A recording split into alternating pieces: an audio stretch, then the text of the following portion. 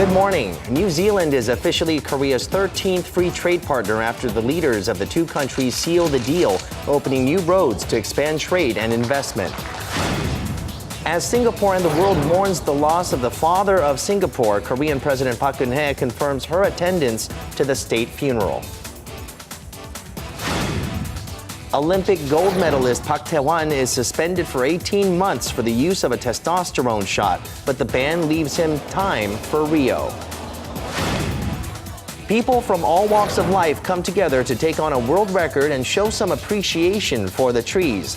On Korea Today, Tuesday, March 24th, 2015. From Arirang News, this is Korea Today. And a chilly Tuesday morning. Thank you for joining us on Korea Today. I'm Kim Young alongside Oh Jin-ju and Kim Min-jung. Good morning, everyone. Many fashionistas are in town to attend the 2015 Seoul Fashion Week that is currently underway. To give you a peek into the fall and winter trends of this year. I know we just said our goodbyes to winter, but in the coming months, in the coming seasons. Right.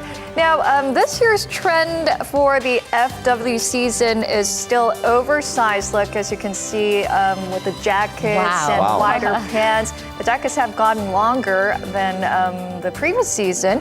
And also we can get a glimpse of the makeup trend as well. It's got a lot more natural and lighter look on the models. Well, we did show some of the trends that were going to happen for 2015 and the trends that are in style right now. And it looks like that oversized, as you mentioned, Jin-ju, is going strong along with that blazer look too. Right. Seoul Fashion Week runs until tomorrow. So if you're in the area, do check it out for a look into the future.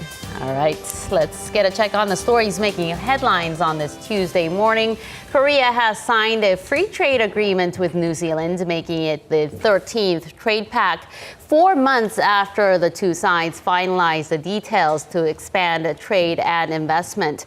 The deal inked between President Park Geun-hye and New Zealand Prime Minister John Key aims to remove tariffs on 96.4% of all goods from New Zealand to Korea within 15 years and lift all tariffs on Korea's exports to New Zealand within 7 years. 명으로 이제 양국 관계는 경제 분야는 물론이고 문화 또 인적 교류 그 안보 또 국제 협력 이런 다방면에서 한 차원 더욱 높은 그런 협력을 해 나갈 수 있는 중요한 토대를 마련했다고 생각합니다. There's obviously much to discuss, but I'm sure that the benefits to Koreans and New Zealanders will be significant over the years ahead. And so this is a very special and beautiful day to be in Seoul. 감사합니다. The trade deal also allows more civilian exchanges, with New Zealand set to grant working holiday visas to 3,000 young Koreans a year, up from the current 1,800. New Zealand is Korea's 40th trading partner, with bilateral trade reaching over $3 billion in 2014.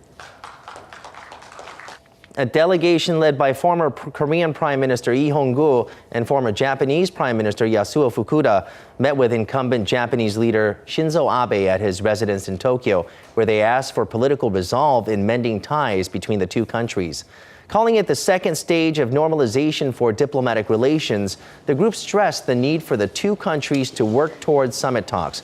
Prime Minister Abe reportedly said he would strive for improved relations with a sense of duty, adding that he remains resolute in his desire to meet with Korean President Park Geun-hye. This year marks the 50th anniversary of normalization of ties between Seoul and Tokyo and Korea's liberation from Japanese colonial rule. Relations between the two countries remain at a historic low, mainly due to Abe's denial of Japan's wartime wrongdoings. A second meeting between the Korean and the Japanese statesmen is scheduled to be held in Seoul in May. President Park Geun-hye is set to attend the state funeral of Singapore's founding father, Lee Kuan Yew, who died on Monday at the age of 91. The presidential office of Cheong Wa Dae says President Park will fly to Singapore on Sunday to attend the ceremony that will take place at the National University of Singapore.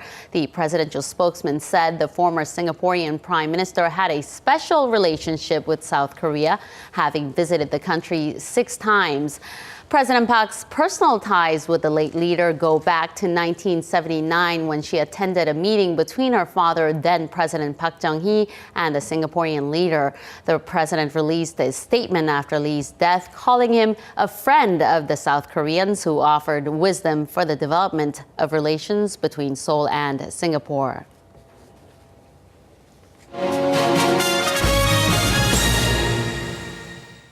Korea faces a week of decisions as it's caught up in a game of tug-of-war between the U.S. and China over a missile defense system from Washington and membership to a new bank proposed by Beijing. Now, this week will be crucial as Seoul is scheduled to hold talks with the visiting U.S. Joint Chiefs of Staff chairman, and it will also announce its decision on the bank membership. So today we'll get a closer look at what possible steps Korea could take on these issues. Earlier last week, China's Assistant Foreign Minister Liu Jianchao visited Korea, which coincided with U.S. State Department Assistant Secretary Daniel Russell's visit to Seoul. This string of visits from high-level officials placed a lot of attention on two main issues, being the potential deployment of a U.S. missile defense system and membership to a new bank backed by China. THAAD is a terminal high-altitude defense system designed to intercept missiles targeting U.S. military bases.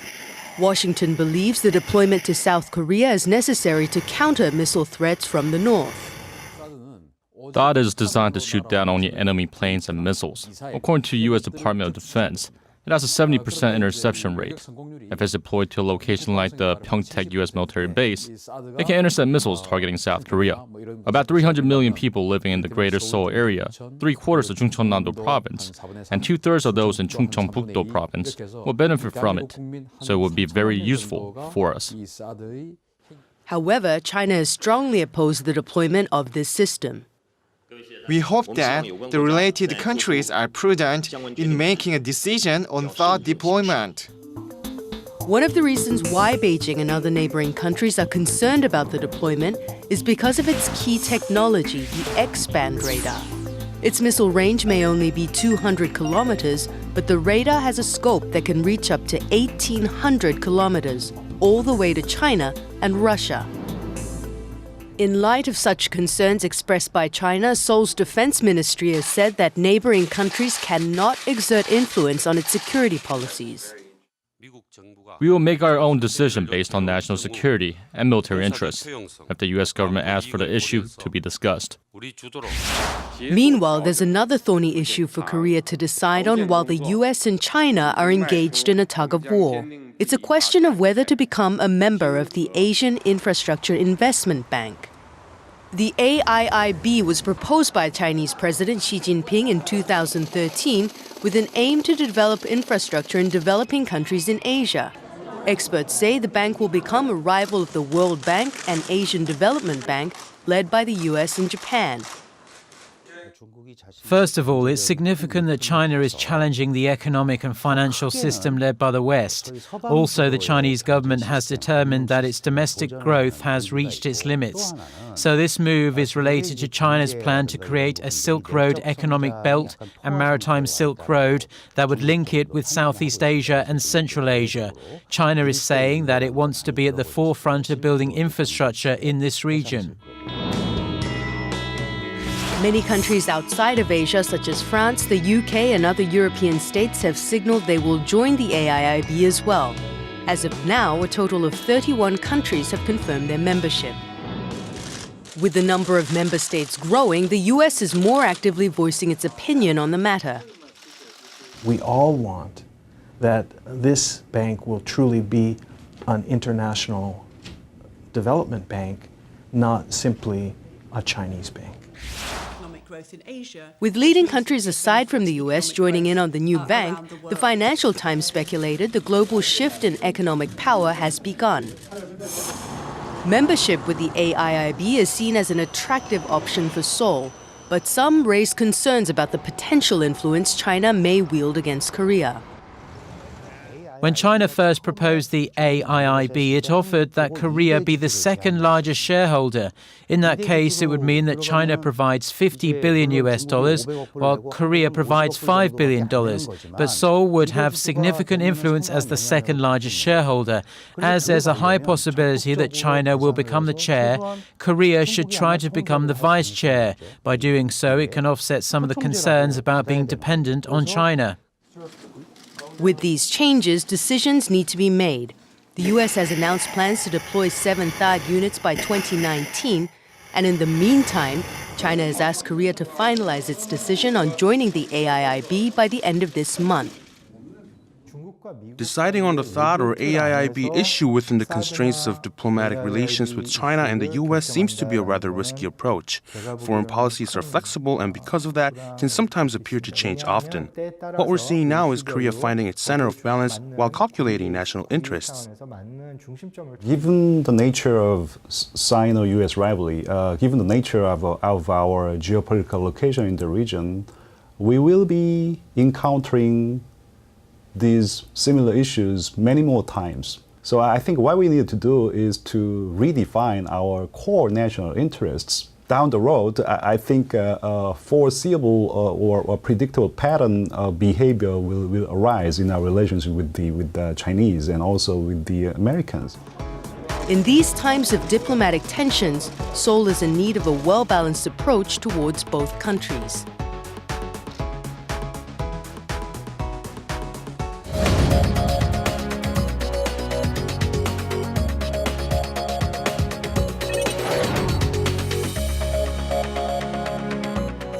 Good morning. It's time to run through the front pages of your newspapers. Now, all the domestic papers this morning also take part in devoting a section to remembering Lee Kuan Yew, one of the most commanding figures of Asia's post-war economic rise.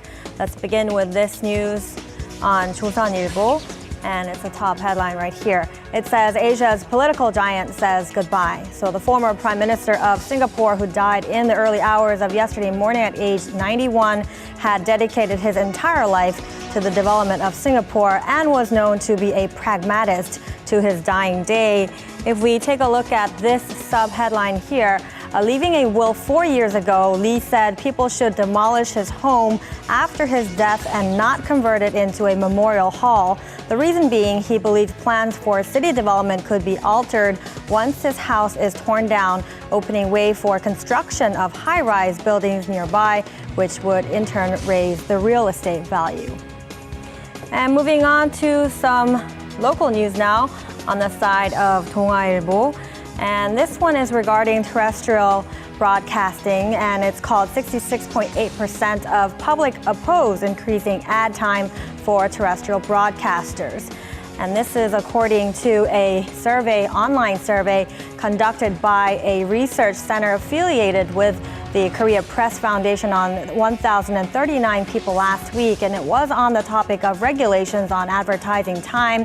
The paper says this is related to a controversial bill that the Korea Communications Commission is seeking to introduce. Currently, the maximum ad running time is limited to 10% of the entire running time of terrestrial broadcasting programs. But when asked how they would feel about having that extended to 18%, almost 67% of the respondents said that they oppose such an increase. Now, this means more than 2/3 of the Korean public are unhappy with having more commercials being aired before and after or during their TV programs. And now on to a front page image on 경향신문.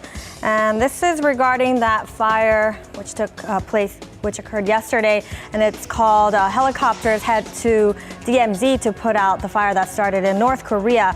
Firefighters and military officials from both Koreas were busy trying to put out a fire that broke out in the northern side of the demilitarized zone, cutting across the country and spread to the South Korean side of the border yesterday morning. The fire reached the area near the Dora Observatory in Paju, north of Seoul, by the afternoon. And the caption says more than 50 South Korean firefighters, 11 fire trucks, and 7 helicopters under the approval of the United Nations Command were used to aid the operation. And the fire is still ablaze, with workers resuming operations at 6:30 this morning. And now wrapping with a look at the Korea Economic Daily for some news on business here. Says U.S. shifts approach to cooperation, platform for AIIB getting bigger. Now you heard about the new China-led Asian Infrastructure Investment Bank earlier on Point. We'll go ahead and look at some more details here. It seems that U.S. President Barack Obama's administration is proposing that the AIIB, which Washington has voiced concerns about until recently, work collaboratively with Western development institutions like the World Bank. The paper says that the U.S. Treasury Undersecretary for International Affairs, Nathan Sheets, told the Wall Street Journal that the U.S. would, in fact, welcome new multilateral institutions that strengthen the international financial architecture, stepping away from its previous stance of strong opposition. Now, that was a look at our local headlines this Tuesday, and following are the stock numbers from Monday.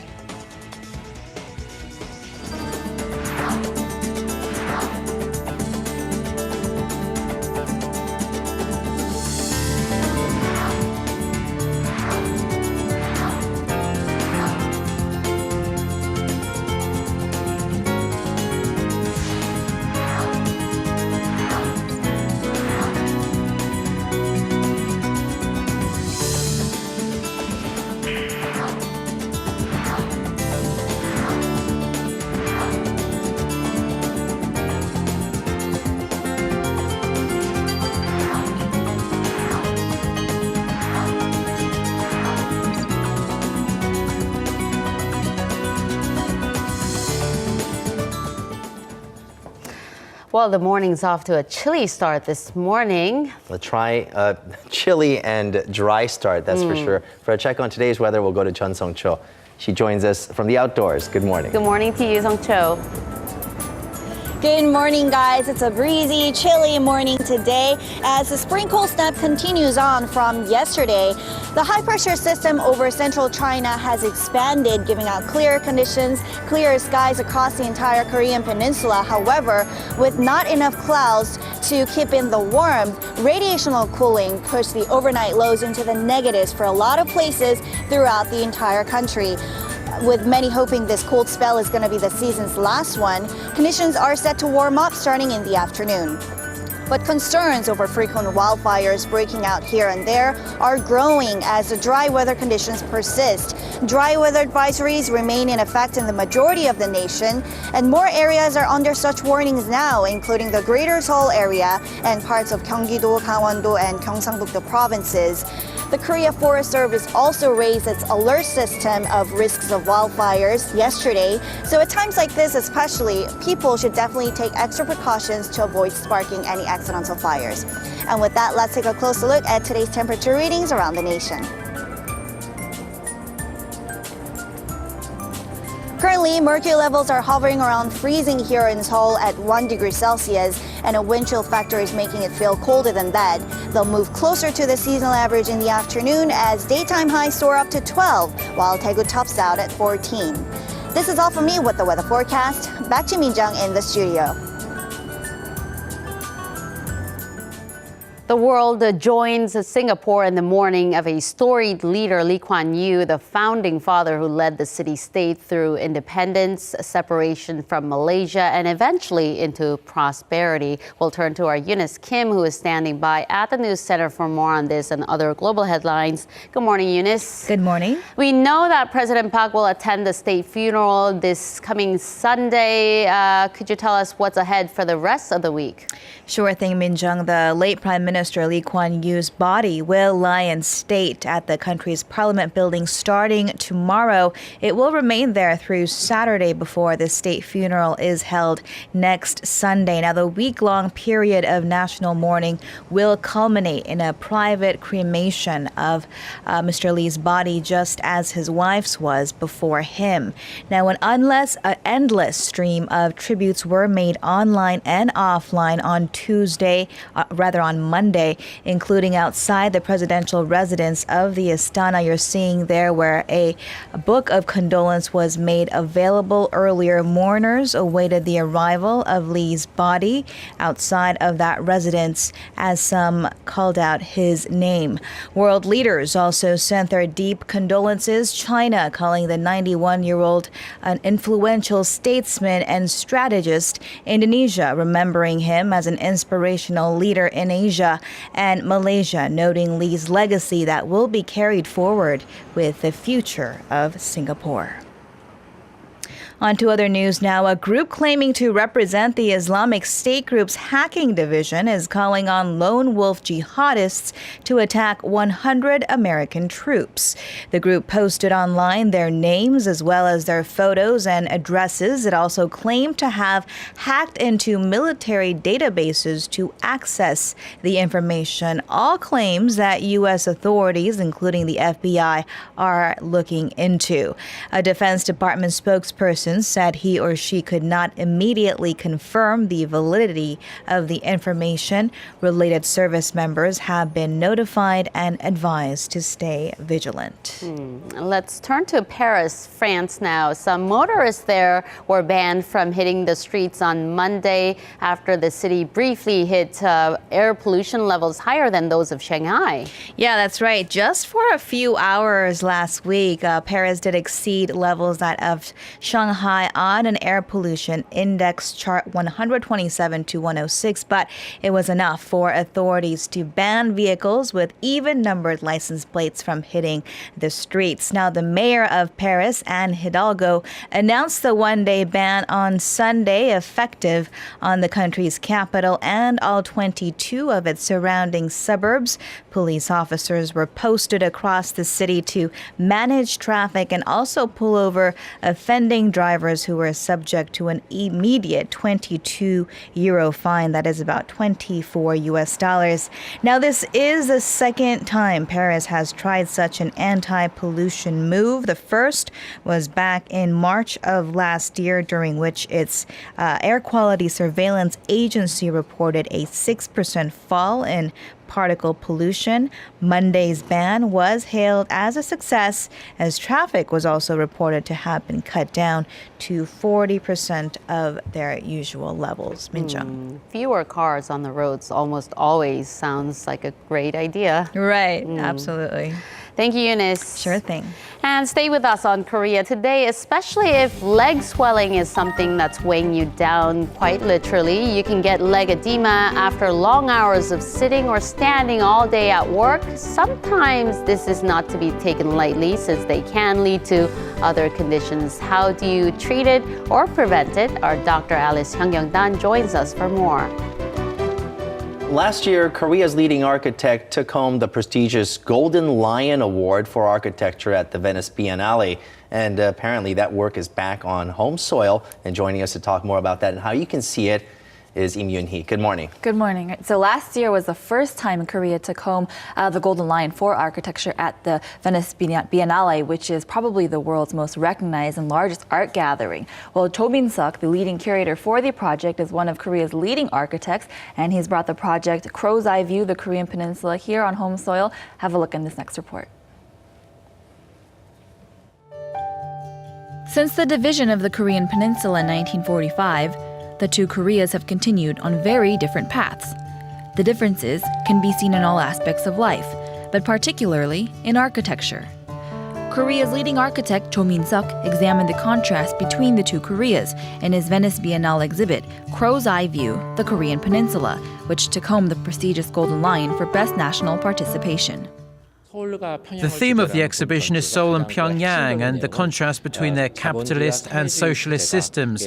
With the ongoing division and lack of exchange, the two countries don't know each other very well. Through miniature-scale reconstructions, pictures, and even videos, the pavilion offers a unique perspective of history, especially for South Koreans who are not permitted to visit the North. Because of the division, we don't really understand the architecture of the North. Our reality is represented by the idea of the crow's eye. 100 years of history can be preserved through many different forms. But in this pavilion, the progress of a century is visible through the contrasting buildings made by the two Koreas. So this exhibition, it shows more than meets the eye, the Right. perspectives of different artists. Right. So at the Biennale, they actually have all the different nations' pavilions set up. And of that, the Korean pavilion was set up by Cho Min-suk. But that pavilion, that exhibition, includes the works of many other artists. But what's really important to note with this project is that it's not a complete analysis of the architecture of both Koreas over the past 100 years, but it is the first one to sort of take this approach to architecture of the entire Korean peninsula. Okay, the name of the exhibition, it sounds rather interesting as well. You know, we're used to hearing the term bird's eye view, Right. but the crow's eye view. What's the perspective in that? Right, so this is actually inspired by the Korean architecture and poet Lee Sang, and he has a poem, a series poem named after, with the same name. But like Young said, the bird's eye view, that refers to sort of a universal overarching point of view. But with this one, that's sort of the, I guess, intangibility of that overarching point of view, but they really want to bring that into fruition. So that's kind of the point they want to drive with this project. All right, sounds great. Sounds like one to check out. Thank you very much. You're welcome. By the way, have you hugged your tree today? I have not hugged a tree today. I'll have to go out and find one. Well, coming up on Korea Today, we're going to be finding out about a group of people who actually showed massive appreciation for trees. We're talking about taking on the Guinness World Record. People from all walks of life came together in Korea to take part in a tree-hugging event in time for the UN's International Day of Forests. Did they manage to break the record? Derek Stelma took part in the event. Find out more.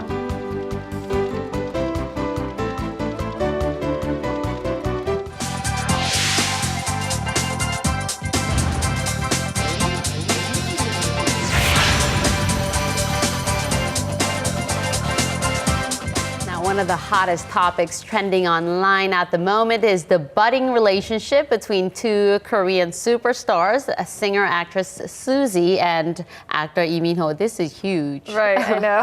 The two yesterday have separately confirmed that they have been dating for more than a month now after a series of paparazzi pictures were released. For more on this, we're now joined by Arirang here in the studio. Good morning. Good morning. It started because of all those paparazzi pics. So yesterday morning at around 10 a.m., a Korean news outlet released a series of pics that showed Suzy and Lee Min-ho secretly dating in Seoul and in London over the past 4 weeks. Now, the pictures are a bit fuzzy, but you can clearly see that the two were together, or at least in the same place at the same time.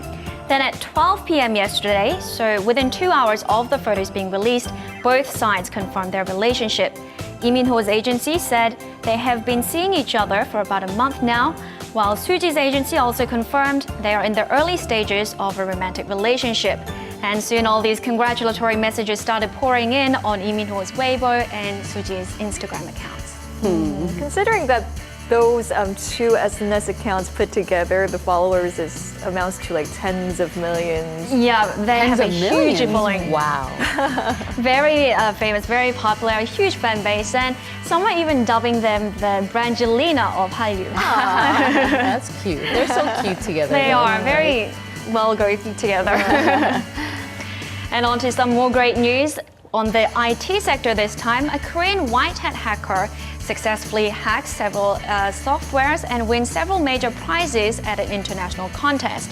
Now, Pontoon is a famous international hacking contest held in Canada each year, where the world's leading white hat hackers come together and try to exploit several widely used web browsers and plugins or other software. The hackers, what they get is they get significant amounts of money as prize money if they are successful, while the software developers, they use the newly discovered vulnerabilities to better their products. So this year, these are the list of the software that were to be hacked and their prize money. So as you can see, they're quite significant. They are.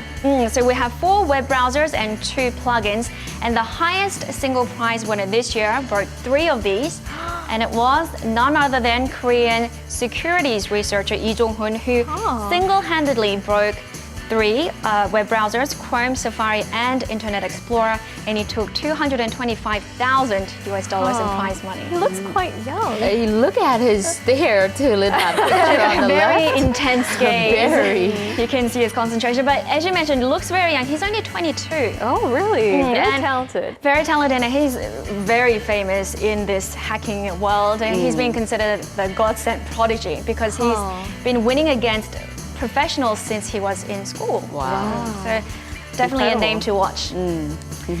And wrapping up, memorial seals have been produced for the victims of Japanese military sexual slavery. The History Museum of Comfort Women announced yesterday that it produced 4,000 sheets of memorial seals to raise awareness and funds for its Comfort Women projects. Each sheet contains 10 illustrated seals, each with themes such as human rights, recovering dignity and commemoration, while the subdued colors throughout are meant to symbolize hurt and violation that they've had to endure. The sheets are valued at $5 per sheet, and they will be given as a reward to those who sponsor the museum's projects. Sounds great. Thank you, Isorang, for that. You're welcome.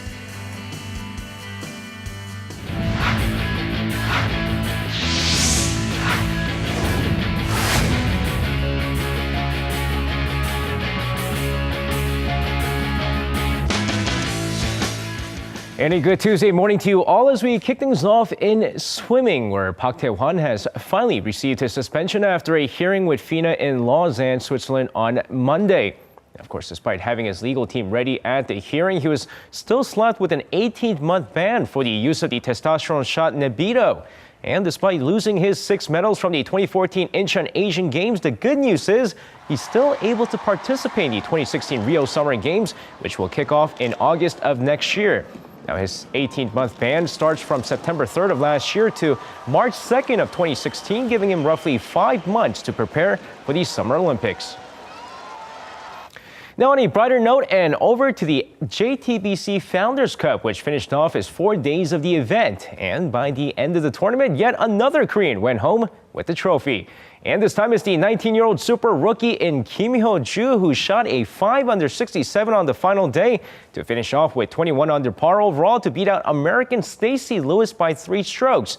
Now, the latest win gives her her second LPGA title of her career and the first title this season, becoming the 5th Korean in 6 LPGA Tour events to win a trophy this season. Now, of course, spring is in the air, which means baseball is right around the corner as the 2015 KBO season kicks off this Saturday with 10 teams playing for the first time in the league's history. But on Monday, those 10 teams came together for a media day. And of course, with the Samsung Lions winning 4 consecutive Korean Series titles, the focus was on manager Ryu Jung-il, who believes it'll be tougher this season as he chose the SK Wyverns and the Nexen Heroes as the teams to beat. But of course, it's anybody's title to win as the league will see an increase in the number of games from 128 games to 144 games. And now over to the second round of the best-of-5 KBL playoff series between the Incheon AT-Line Elephants and the Wonju Dongbu Promi. Now, both teams, of course, with 1 win each, look to get 1 game advantage after Monday night. So let's take a look at the highlights from Incheon. Of course, going into the game here, another low-scoring game between the two sides here as Dongbu takes a slim 13-11 lead after the first quarter before both teams go into halftime, tied 27-27. While ET-Line quickly changes the rhythm of the game thanks to captain Ricardo Powell and his 17 points, 13 boards, Dongbu shuts them down in the fourth quarter with their tight defense, outscoring ET-Line 18-6 to take game 3, 55-51, and are now 1 win away from their first trip to the championship series in 3 years. And meanwhile, over to the first round of the best-of-3 playoff series in the men's V-League, OK Savings Bank and the KEPCO Vic Storm faced off on Monday night, with OK Savings Bank 1 win away from their trip to the championship series. And just like game 1, both sides going back and forth the whole night as KEPCO takes the first and fourth set, while OK Savings Bank takes the second and third set of the game. And with the series on the line, the decisive 5th set, an exciting one to say the least, but in the end, it's the sea monster, Robert Landy Simone, who leads the way for the OK Savings Bank, taking a final set for a 3-2 victory to advance to the championship series against the Samsung Hwaja Blue Fangs. And that's going to wrap it up for me. This has been SJ. Have a great rest of the day, and see you guys again for your sports needs.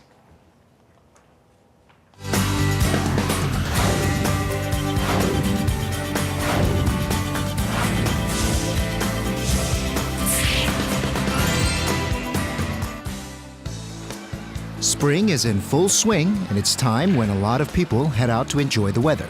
But there's one thing that many women worry about. A lot of people wear short skirts and shorts, but I have a lot of trouble because my legs swell up a lot. I experienced a lot of swelling in the legs on the days that I wear high heels all day. Even if I go on diets, there still seems to be a lot of swelling in the lower body and I can't lose weight. Some struggle with their swelling of the legs that they often experience at the end of the day. The lower body is farther from the heart, receiving greater impact from gravity, and this can lead to trouble with blood circulation. Toxins in the body are not as easily released, which reduces the body's metabolism and causes edema. Especially in the case of women, they experience greater trouble with edema in the lower body because of estrogen, which distributes more water to the buttock and thigh area. Sitting or standing for prolonged hours can increase the blood flow rate in the lower body and make it more susceptible to swelling. Tight clothing or deformations of the pelvis can cause an imbalance in the body that may also lead to swelling. Consuming instant foods or eating spicy and salty foods can have similar effects. Leg swelling should not simply be seen as a result of being tired. If untreated, it could lead to chronic edema or obesity in the lower body. It can also become the cause of varicose veins in the calves. If you experience swelling in the legs often, it's important to have it checked out, and we'll look at some ways to prevent and treat the condition.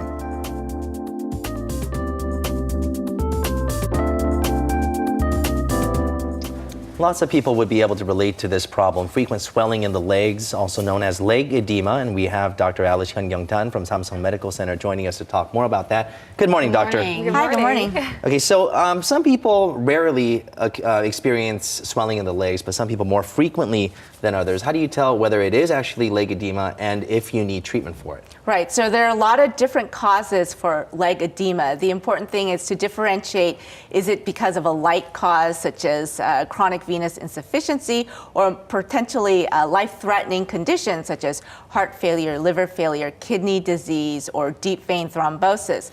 You should assess for symptoms and signs that may indicate a serious medical condition such as chest pain or shortness of breath, abdominal fullness, facial swelling, or swelling just on one leg, or maybe dark-colored urine.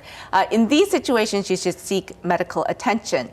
If it's just because of chronic venous insufficiency, then the most important thing is to ask how bothersome are the symptoms to you. So is the pain in the legs causing difficulty sleeping at night, or is it hard to put on your shoes or difficult to walk because of the swelling?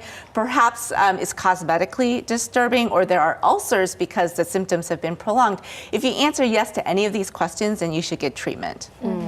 And people who are concerned about being overweight, especially in the lower part of their body, say they have edema, but how can you tell them apart, being obese and having edema? Right, so the first thing that I look for is I will press the skin right above the shins. If there is an indentation after I lift my finger, that indicates to me edema. And so I will look for signs of venous insufficiency, such as varicose veins or spider veins, but I'll also look for problems in other organ systems. Is there fluid also in the lungs? Is there liver disease, kidney disease, or thyroid disease?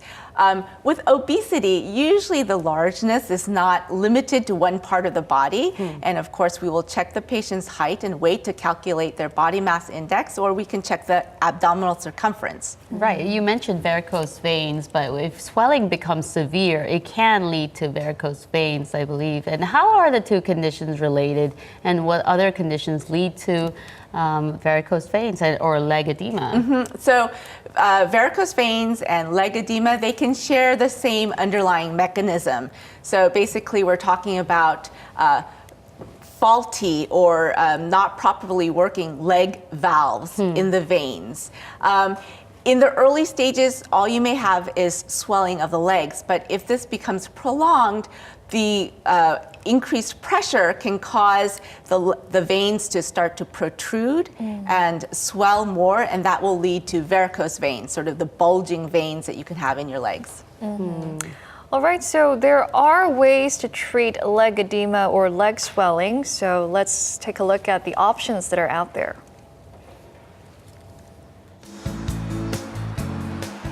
Identifying the cause of leg edema is most important in providing treatment.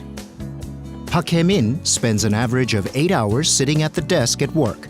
She can feel her legs swollen at the end of the day, with her shoes being abnormally tight. We examined her legs with a vascular ultrasound to assess the overall condition. While blood flows well in the legs of a healthy person, you can note the lack of circulation in the other due to obstructions in the blood vessels. Blood tests can also be used to identify the problem. If the kidneys are experiencing trouble and large volumes of protein are being released, the levels drop within the blood, bringing down the osmotic pressure levels and causing swelling. In the case of edema caused by problems with the kidney or liver, you need medication to treat the fundamental problem, and if severe, it could require certain procedures or surgery. 25-year-old Lee Ji-ah has suffered from leg edema that started getting more severe over the past 2 years. After I started working, I experienced a lot of swelling, and this seems to cause numbness and accumulation of a lot of body fat. I felt like in turn this was making my legs swell up even more, so I'm here to receive treatment. An in-body test indicates there is more fat in the lower than upper body, and that there is edema as well. In this case, extracorporeal shock wave therapy and high-frequency waves are used to melt fat tissue. This procedure removes cellulite and improves circulation disorders to improve edema-related obesity. In our everyday life, if you overuse one particular muscle or ligament, it can add too much stress to it. Chronic stimuli to such parts can lead to swelling and inflammation. So by using extracorporeal shockwave therapy, we treat the edema in the subcutaneous fat as well. 1 or 2 weeks following the procedure, the legs start to lose the swelling and return to regular levels. If pelvic deformations are the cause, a correctional method is used in Korean medicine. Bad posture that causes pelvic deformities can throw the entire body off balance from the ankle to the spine. This can lead to edema and ensuing pain. In this case, correctional therapy is used to help the body regain balance and strengthen muscles in the lower body. Once the body regains its balance, it can help improve blood and lymph node circulation. If you have a deformed pelvis, it can cause not only edema but pain in the back, hips, and lower body in general. So receiving therapy can not only correct the pelvis and treat edema, it can also relieve a lot of the pain experienced in the back, hips, knees, and ankles. Acupuncture, used to enhance circulation and the release of toxins, as well as air pressure treatment used to relax muscles, can also aid in treatment. Receiving massage therapy can also help prevent edema. One method uses Korea's traditional bottle, horibyong, made with kaolin or white clay, and the massage is carried out with oil. This helps draw out waste and improve circulation. You can see the results in the reduction of the thigh size after receiving a massage, and regular sessions like this can enhance the effects. Horibyong therapy is a type of thermotherapy. It helps stimulate lymph circulation and reduce the complications that can result from edema. Edema can cause a vicious cycle for your health, so it's crucial to receive proper treatment and therapy in a timely manner.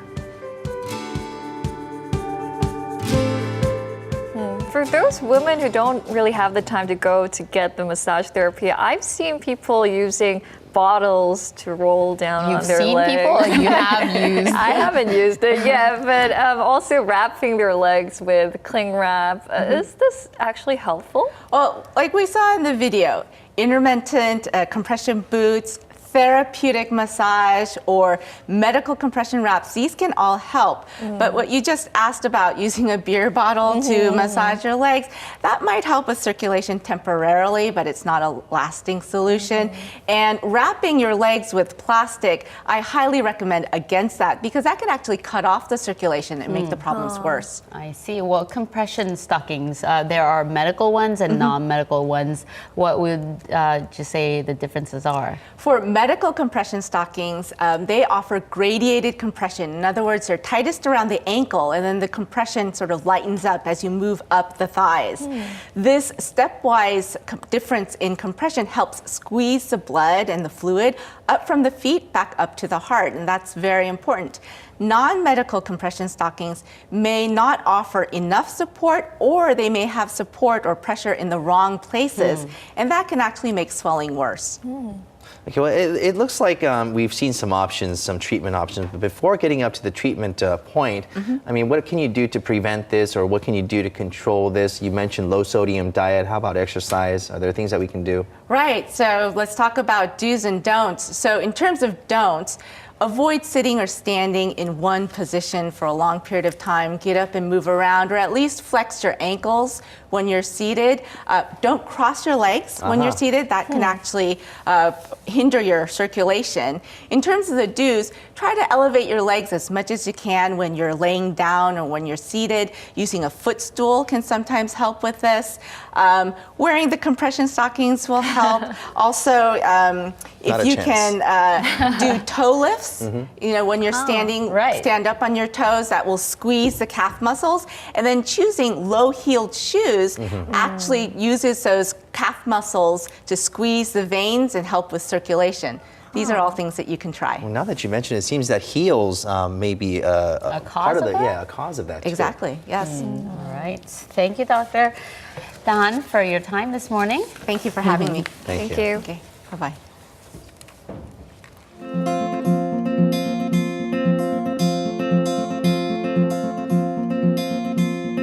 태어나 그대 눈을 처음 본 순간부터 난 그 태어난 알 수 없는 설레는 향기 속에 빠져 난 그대 눈을 항상 바라만 봤었고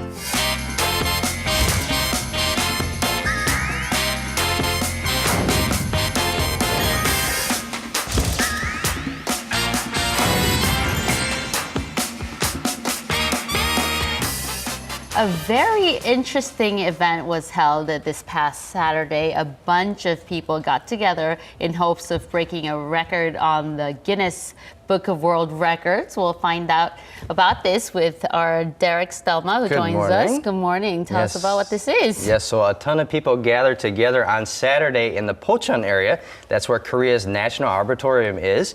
Why did they gather there? It's because of a tree-hugging event to break the Guinness World Record. Did they break it? Let's go take a look in this report.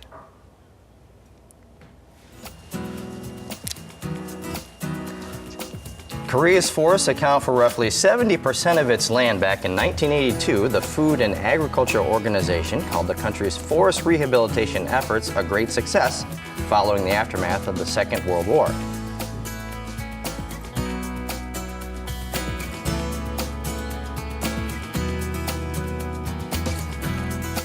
Today at the Pocheon National Arboretum, staff members are gearing up for a tree-hugging event with the aim of breaking the Guinness World Record. Staff members are checking to make sure all trees are color-coded and have ribbons. They were extremely busy that day. March 21st is the International Day of Forests designated by the UN. This year is the third year, and we're holding a tree-hugging event to celebrate the occasion and help people understand the importance of forests and trees. The largest tree-hugging event soon to take place here is a campaign for people to show their appreciation for nature by hugging a tree for more than a minute. The previous world record is actually held in the city of Portland, Oregon, with 936 people taking part in July 2013.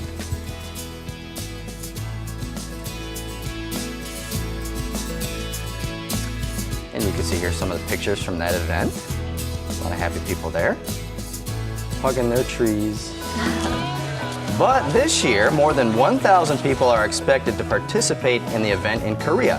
So the record will likely be renewed. And as you can see here, there's a whole bunch of people standing in line. Hello, whoa, let's hug some trees. Wow. People started signing up for this event online.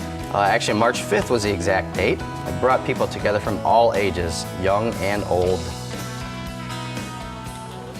I think this challenge for the Guinness World Record will help spread awareness all around the world. I think we will be able to break the record. Registration begins here, and according to Guinness World Record regulations, applicants write their name down along with their signature, and they receive a bracelet and number. In order to receive approval from the World Records, every single person needs to be tallied up and recorded on camera. This is what this guy's doing here. You did a very good job that day, very busy. This is an important part of the event because we have to check the number of participants to ensure the record will make it into the Guinness World Records. Be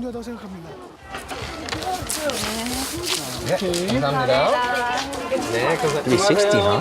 That was my lucky number. All right, folks, as you can see, I got my number. I got my wristband. Looks here, I am in the green color area. So now what I have to do next is I have to go to the green area and find me a tree. So, how many people actually made it out here today? Well, as we get closer to the previous record of 9:36, who is going to be our lucky record breaker? Getting closer, closer, and closer. 37, come on over here a second. 9:37. Okay, what's going on here? 9:37 here, folks. 축하해요. 그 마지막 기록이 936번이었거든요. I don't know what to say. I didn't expect this, but it feels great and I'm excited. He's a little dumbfounded. Did she get a tree Very as a prize? 9:37, there was a lucky one. What are we up to now? We're at the high 9, still going. There's our line there. I think we're gonna break the record quite a bit here. So we already passed the existing record, but how many in total have made it out here today? Let's take a look. Getting closer. 소감이 어떤지 좀 나눠주시겠어요? I ended up being the last one, and it feels good. But this isn't the end here. Although the numbers have surpassed the record, participants must follow a set of rules to be an eligible applicant. You have to hug the tree using the right method in order to be counted in the record. So it's important to follow the rules and tree hugging regulations that you see here. How to hug a tree. How to hug a tree. Choose a tree to hug. And going on to number 3, get ready. And step 4, the last one. Hug the tree as hard as you can for 1 minute after you hear the horn. That's rocket science. That's right. So with the sound of the horn, people all at once, they hug the trees in front of them. No matter the age or where they're from, everybody at this moment, they share some bonding time with the tree in front of them. So I see your hands don't have to meet. Right, obviously at the end. some people, they can't connect their hands there because of the circumference. All right, folks, it's started. Now the current record, one more time, is at 936. It was set in Portland, Oregon, back in the United States.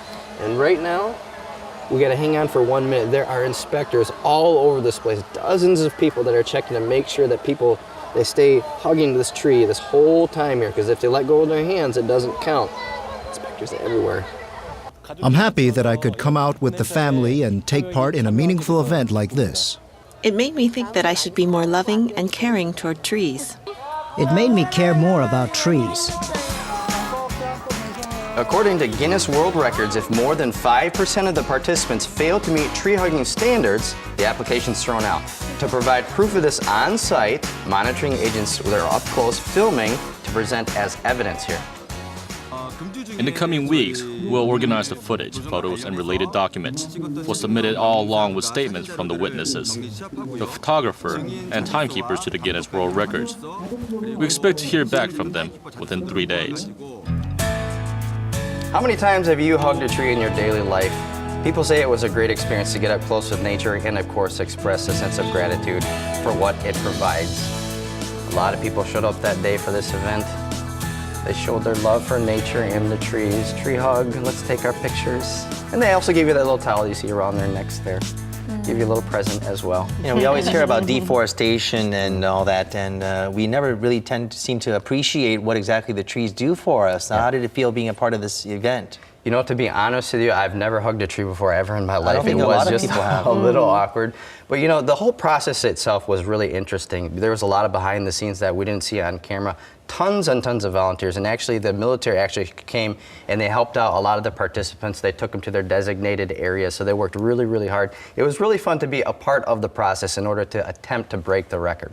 But it's not the first time a tree hugging event was held in Korea. It's not the first time it's happened. Back in 2013, actually, there was another event that happened in the Gwangnam area, and that was actually just for Environmental Day. It wasn't to break this record. So a Saturday was the first attempt that Korea made in order to break this Guinness World Record.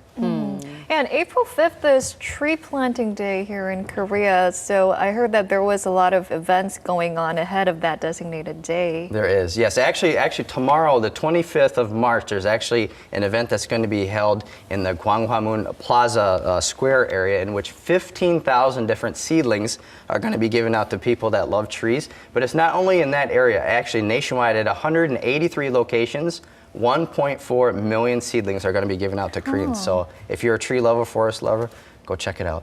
I've heard of free hugs, but tree hugs, right? It's free hugs for the trees. If you're a tree, you're getting a free hug. I think I need a free hug today. Well, go to your tree. Go to your tree and give the tree a free hug. There you go.